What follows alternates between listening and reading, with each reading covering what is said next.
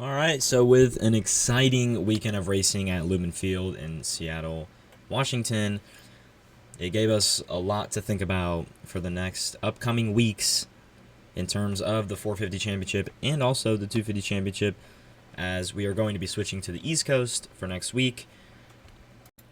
And I would say the most important part of the track from Seattle, it was super technical, super rough, in classic Seattle fashion, but I would say that the most important thing was line choice. And of course, line choice is very important for every single track you ride on, but it was a matter of not getting in or getting in the least deepest ruts and trying to go anywhere where the track wasn't touched in order to gain an advantage. And some people did that a lot better than others. So let's get right into the video. Before I do actually kick things off though, I do want to recommend you guys to join my Discord server. You can see it in the top right of your screen. I'll put it in the description. I'm trying to build a community here, so make sure you go over there. Love to have some good conversations about the sport we all love to watch. So yeah, let's actually get into this video. I did not upload a video last week about the Houston Supercross, and I was literally done with half of the video, but I'm a college student. Things happen. I got just way too caught up in whatever I was doing, schoolwork, hanging out with my friends, stuff like that. Also being a collegiate athlete, it interfered with my time into making the video. I'm trying to not let that happen still as much, but sometimes I can't help it. So that is my bad. I'm trying as hard as I can here, but we're going to do the video today. Also, literally just recently today, it was confirmed, or at the time I'm recording this, it was confirmed that Joe Shimoda is going to be racing the East Coast, which is huge. That is huge for, that division. Makes it more stacked. It's going to be more competitive. I don't know how good he's going to be off the rip. I hope he is as good as he was. Obviously, everyone hopes that, but he probably won't be. So we're just going to have to see how he does. But he needs to be a title contender this year. So let's hope the Joe Shimoda program comes through next week. All right, so to kick things off, we're obviously going to talk about the 250 class first. First order of business, let's talk about Hayden Deegan.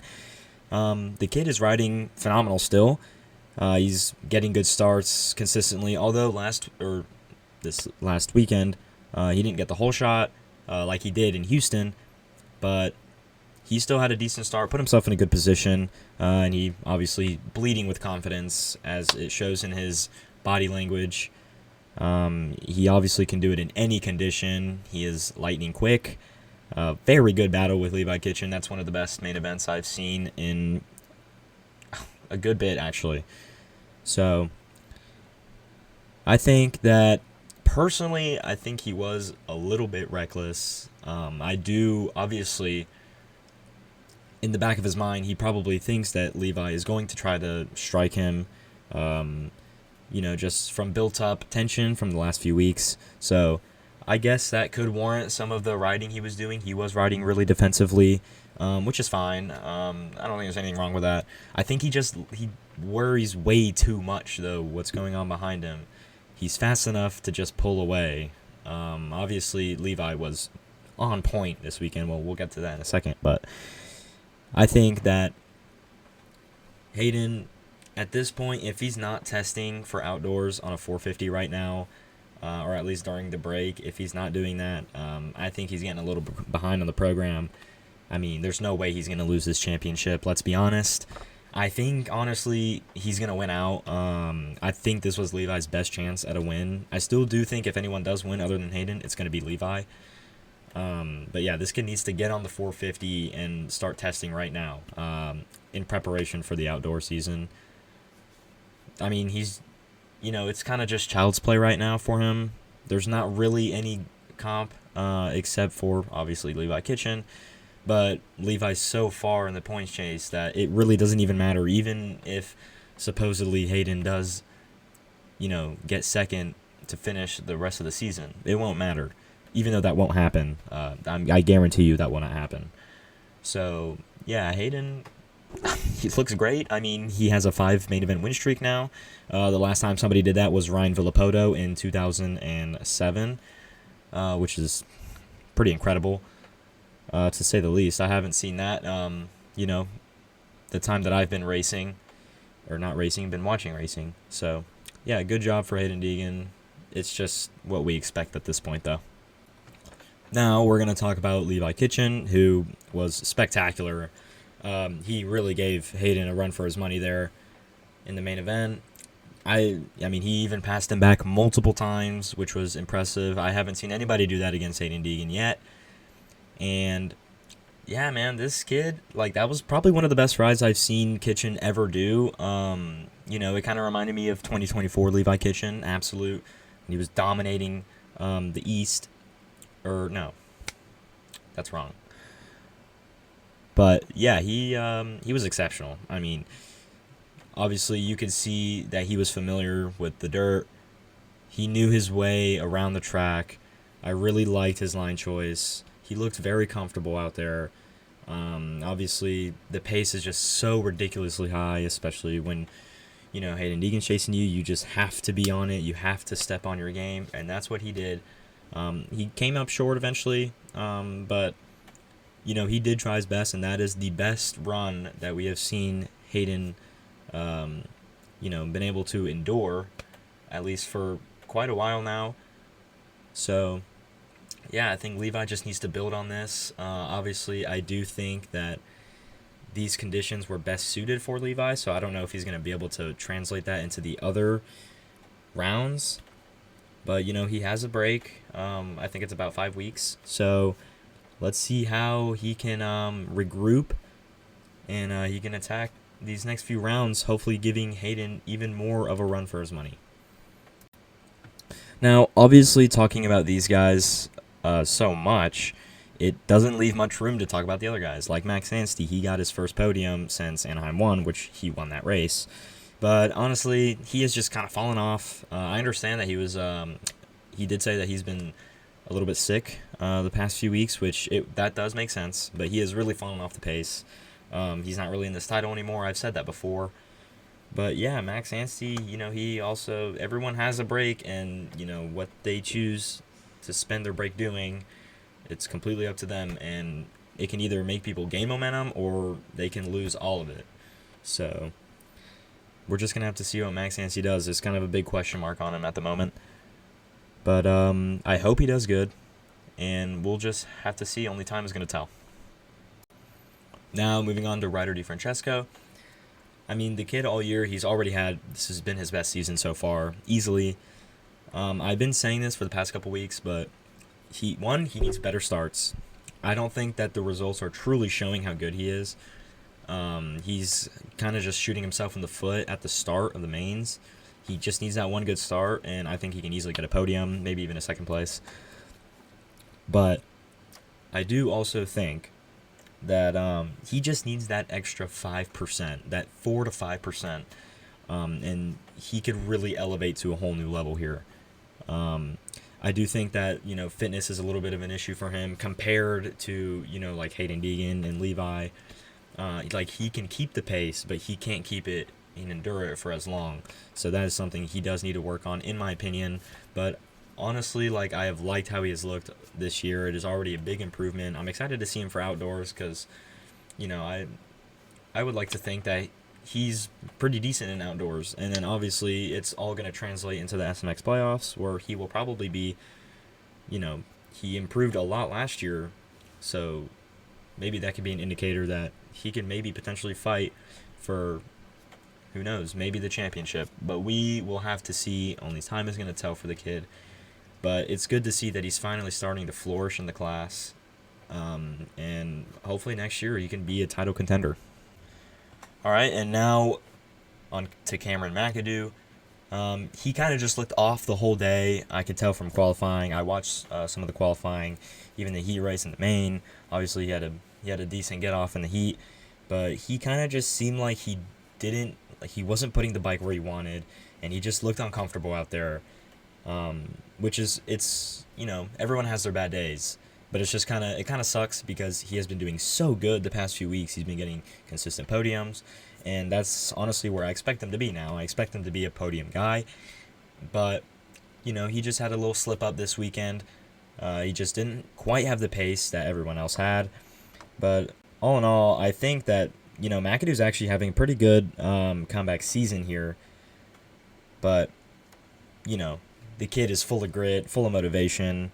And I'm sure he's going to want to bounce back from this. So I'm sure he's going to be working his ass off during, this break that they have. So let's just see if he could pick himself back up and put him where he was, a couple weeks ago, fighting for these podiums easily. And finally, in the 250 class, we're going to talk about Max Voland. I wanted him to do better, just because he has been very pleasantly surprisingly good this season. I really like the way that he has bounced back from, the potential detriment of his career, a few years back, to, now he's in this position where, he's not like the other riders. He's in a completely unique situation, and he is literally making the most out of it right now, which is so impressive. And you can just see the natural talent on the kid. He is phenomenal on that bike, and I really like the way he looks. I love his body language. His riding style is very appealing to me, and you can tell that, the work he's been doing with Chad Reed, it's working. It's effective. Just working with someone with so much experience, and he has seen every situation of the sport. That has to be such a huge help, and I can't even imagine what it's like, getting put into that mentality, of champion. But he kind of just seemed a little, off the mark this weekend, which is fine. I have no idea if it's, due to the conditions that he was riding in, but honestly, I know he's going to bounce back. He's gotten heat race wins.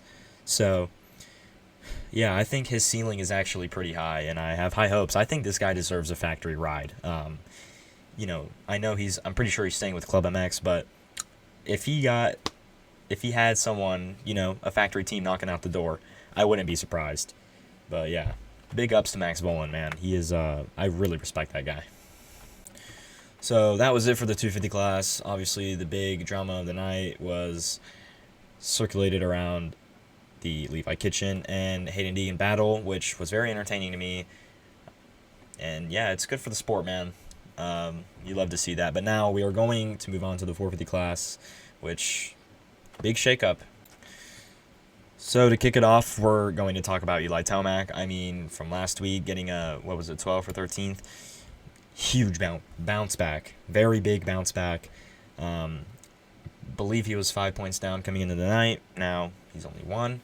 So yeah, that was huge for Eli. I'm very glad he picked it up. And this is just what he does. This is what he's always done in his career. He was able to just absolutely dominate. All right, he saw that Cooper Webb. He knew that Cooper Webb was going to be strong. He picked up on a few lines that would work to his advantage. And, he capitalized on it, and he passed Cooper Webb, and then he just took off. That was it. It was a good battle, though. I did appreciate, Cooper's resilience, and he was fighting. And, yeah, this is a dangerous thing for the field. He's the only multi-time winner. He was coming into the night. Now he has 3 wins. Nobody even has 2 wins, and Eli Tomac has 3 wins already this year. He's been absolutely incredible. His 2026 season, even if he doesn't even win the championship, it has been a astronomical success. He has been exceptional, and he has reestablished himself as the guy to beat now. The past 2 weeks he's had slip-ups, and, he's been strong, obviously, but now he sent a message. He sent a message that I'm the guy now, and these guys are going to have to beat Eli Tomac, and clearly that is something that has not happened frequently this season. So, yeah, we're just going to have to see. I don't even know how many wins he's going to end up with this season. So, yeah, I guess we're just going to have to keep watching, but just expect Eli Tomac to just keep winning because, yeah, and especially in these East Coast rounds, this is where I think he thrives. So this is pretty dangerous for the competition. All right, and now moving on to the reigning champion, Cooper Webb. I mean, this guy, he's starting to implement that consistency into his program, and that is pretty dangerous for the rest of the field. He really struggled in the beginning of this championship. He even counted himself out of the championship and then went and won the next weekend, obviously, and he hasn't been off the podium since he said that. Classic Cooper Webb. I mean, the guy is a literal dog. Like, you're not going to be able to stop him mentally. He just works, and it's working. So, the way that he has forced himself back into the conversation of the championship is nothing short of incredible. I mean, but I can't say that I'm surprised. He's done it so many times in his career already. The guy's a 3-time champion, and I've never seen anyone like him do it the way that he did it, But now that we're approaching the East Coast, things could get a little dangerous for everyone else, including Eli Tomac. We know that Cooper Webb has ridiculous success in the East Coast, so yeah, that is something that definitely should be on everyone's minds on the field, that Cooper Webb is going to be there, and if he gets a good start, I mean, I think there's a high chance that he will win. So, yeah, Cooper Webb, he is definitely going to be there until the end, and I already know it. But it's a good job from Paul. And now we're going to talk about Justin Cooper, who grabbed his first podium of the season. He actually started to ride like I know he is able to ride. So that is very good for him. He was actually pretty quick this weekend. He did pass like a number of, great guys in the field.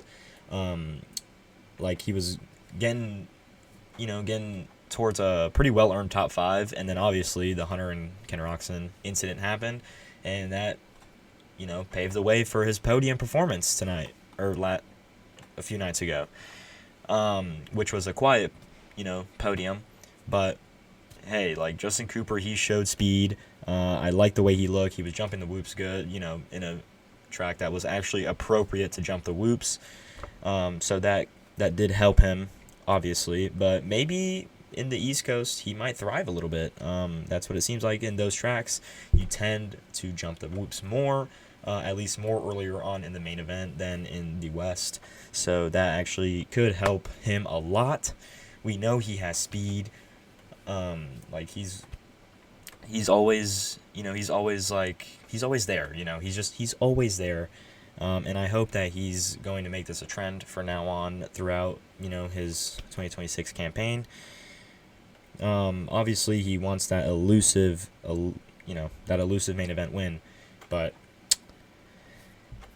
we might have to keep it realistic, and I think he needs to aim towards getting consistent podiums first. So yeah, I think Justin Cooper is doing just fine. If he just keeps riding like he did last week, he's going to be fine. He's going to get podiums, which is good for him because he needs that. He needs to find a way to transition into trying to be a main event winner. So, I like what I see from J. Coop, NBA J. Coop. And now we're going to talk about Hunter Lawrence, the points leader coming in, and still the points leader. But he actually looked very good during the main event. I'm not going to lie. He was the fastest rider on the track for a decent portion of the main event, and he was taking names. And he literally took one of the biggest names, Ken Roczen. A pretty low IQ moment from Hunter, honestly. And, in the moment, I wasn't a big fan of it because I just want to see Kenny do good so bad. I love Ken Roczen. But it cost him the podium and also like a potential run at Cooper Webb because he was catching him, no doubt. But I think that, in the point situation, it really could have helped him if he just was a little bit more patient. Instead of, being in front by 1 point, he could be up several points here and have a little bit more real estate from Eli Tomac. But obviously, that is not what happened.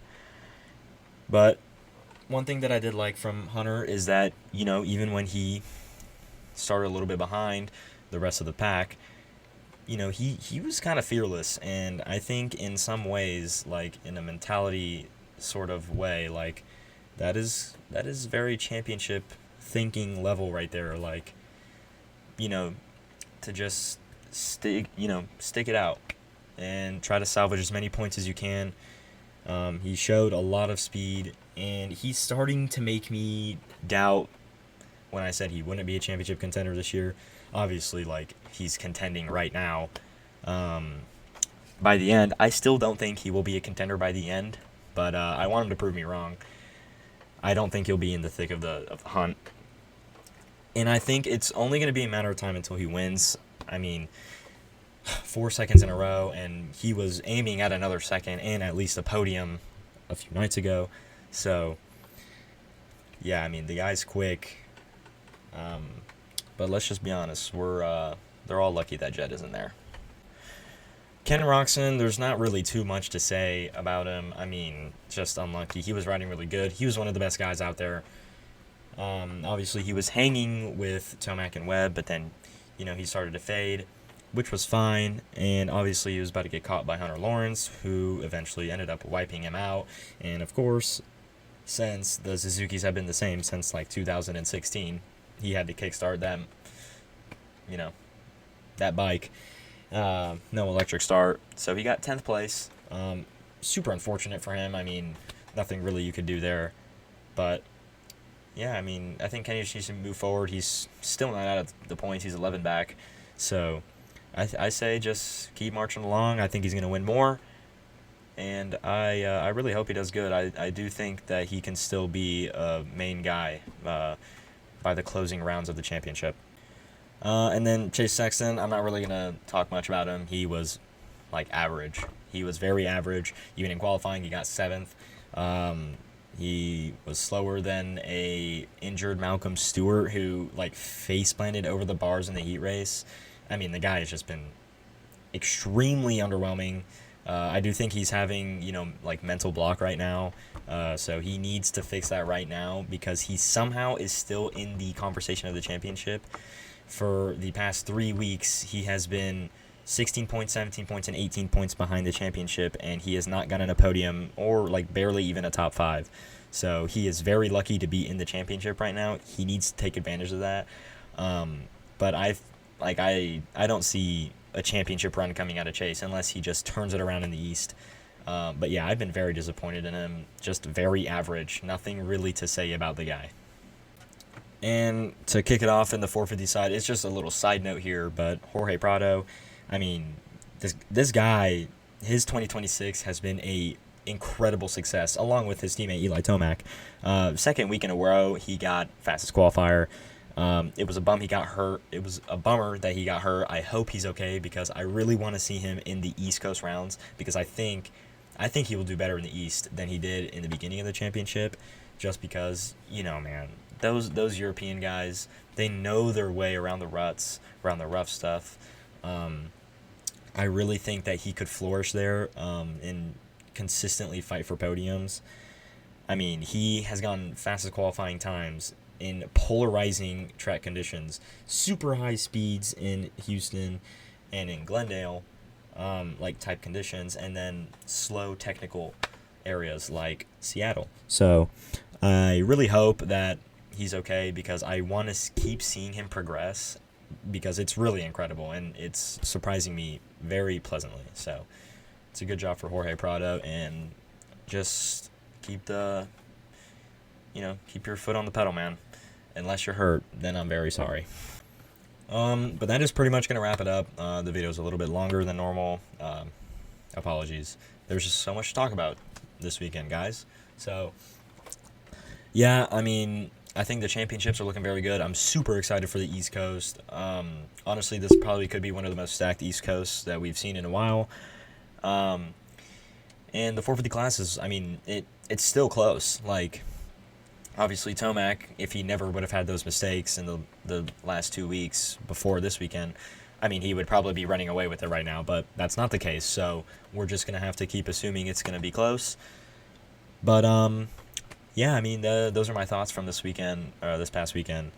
So you guys just let me know what you think. Obviously, there's going to be people that disagree with me. That's fine. I don't care. Just let me know. So I will try to see you guys next weekend.